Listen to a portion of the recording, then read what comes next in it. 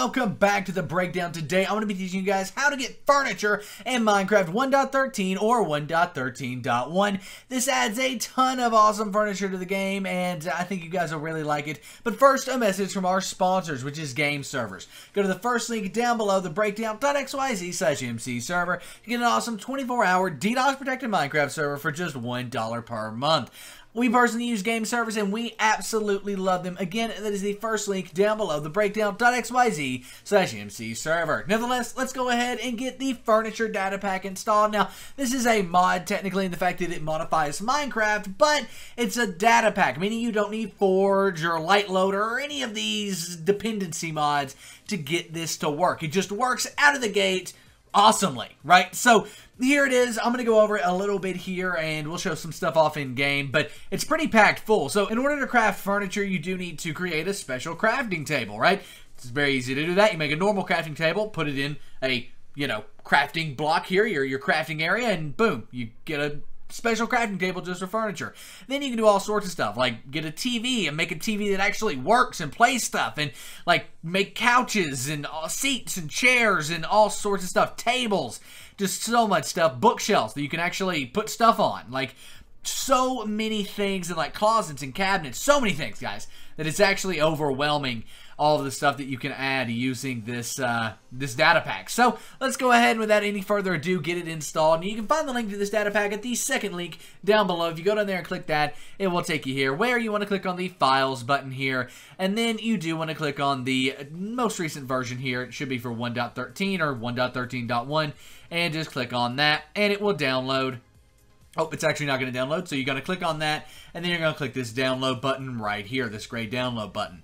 It's then going to download in the bottom left. You shouldn't have to keep the file, but if you do, it is safe. It's been downloaded by over 1,000 people, 100% safe mod, so great stuff there. Nevertheless, if we go ahead and minimize our browser, we're going to have that on our desktop eventually. It's got to finish downloading, so give it a second to finish downloading, and then it will be on our desktop. See you guys after a jump cut. And there we go, just like that. It is finally done downloading. Took about 3 minutes there, which is kind of interesting, but still, it is on our desktop. If yours isn't on your desktop, no worries. Just go to the Windows key in the top left for me, probably in the bottom left of your screen. Click on that. It's going to open up the start menu here, and in here, you just want to type in downloads not exactly like that. You want to spell it right, downloads, exactly like that, and then click on your downloads folder here. It'll be in your downloads folder, like FileZilla is for me. You can drag it to your desktop just for ease of use. Once you start your desktop, we need to go ahead and open up Minecraft 1.13 or 1.13.1. This works on both of them. I've already done that. And wait, look at that. That is our server, play.breakdowncraft.com. It is a 1.13.1 Minecraft server, and yeah, it's awesome. Survival, we're expanding to more game modes very soon, all 1.13 plus game modes, so yeah, come join us. It's a mighty fun time, so play.breakdowncraft.com there. It's an awesome server. So nevertheless, though, let's go ahead and get this data pack installed. Now, one thing I will say about data packs is they are world specific, right? So once you're in the Minecraft menu, you go into single player, and you can only put these in single player worlds, right? For example, if I put this in the world I've created, Minecraft 1.13.1 furniture world, right? If I've put that in this one, it's not going to show up in the Nixcraft world here. I would have to put it in the Nixcraft world as well. So you have to install this in each world that you want to use it in. I'm just going to install it in the furniture world here that I created especially for this, just so it wouldn't have anything else in it, basically. Once you've found the world you want to use it on, just click on it like this, and it should be selected. And then you come down here and click the edit button under play selected world. Then you want to click on the open world folder here, and in here you should have a data packs folder. If you don't, you need to upgrade your world to 1.13 or higher, right? This will work in any version of Minecraft right now, 1.13 or 1.13.1, that is higher than 1.13. And if you don't have data packs, you've not updated your world, so you need to go do that. Nevertheless, go ahead and open that data packs folder. And with most data packs, all you want to do is take and drag this in here. But that's not the case with this furniture data pack. What we actually want to do is double click on it.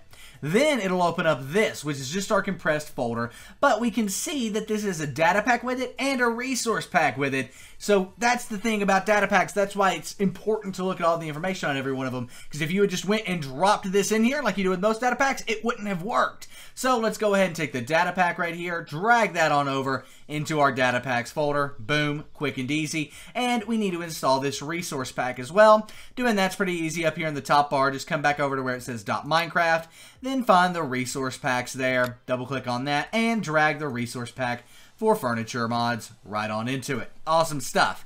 Now let's go ahead and activate our resource pack back in Minecraft. It's pretty easy. Click there, and there we go. Furniture resource pack, and click done. It's going to work over top of Faithful, which is good in any other resource pack you have. Put furniture resource pack on top of it, and it'll work perfectly fine. So it's activating the resource pack, getting everything running. If it gives you a little circle like it did me, don't worry, it's going to work. Now we then want to come back over here into single player and just open our furniture world right on up. Now, when you launch into a world with a data pack, and whenever you install any new data pack, what I would recommend doing is as soon as you load in, like as soon as you get into the world, is just type /reload, right? /reload right into the chat like you're doing any other command. Just /reload and hit enter. It's then going to reload the entire server, and that's important because, well, how do I put this? You need to do that for any data pack to really work. Now, some data packs aren't too good with creative, and I don't think this one's any different. I don't see that we're going to have anything in creative here to actually show you. So we've got to actually do, you know, the data pack. We've got to actually play the mod here. So I'm going to go ahead, place down this, and then use our other one to create that crafting table that we saw back there. As you can see, the structure void. Bum, bum, bum. Now we can place that down right next to our crafting table, and if we come back over to the second link down below right here, we'll actually be able to go over to the overview, which you should go there if you just click the link down below, and we can see what we can craft. Like, for example, a TV. So we need 3 iron blocks, and we need 3 glass, and all that stuff. And what's great about having such a big monitor like I have is I can just do that, pull that up, and now look at that, guys. You guys can see Minecraft. It's a bit odd, though, isn't it? Let's actually just go with that right there. Boom. Alright, so with that, let's go ahead and get our iron here. 1, 2, 3. And then let's go ahead and grab our glass. Boom. Ink sacks. And last but not least, our redstone here. So now with this, we can go ahead and make ourselves a TV. And that'll just be where we ended, I guess. I mean, that's a pretty cool mod. I'm really excited for all this stuff data packs are doing. And, see, I made it in the wrong crafting table there. That was my bad. So you got to make it in your structure void over here. It won't work. I was like, huh? But there we go. Now we're in the right crafting table, and we can see that this does give us a TV. Now, for example, it's recommended to place a TV onto something, so I'm going to place it onto just a random piece of andesite here.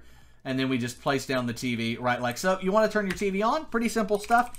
Just grab yourself a button, plop that button right on under that TV, click the button, and it should turn the TV on. Why isn't the TV turning on? Oh, we're behind the TV. That would make sense.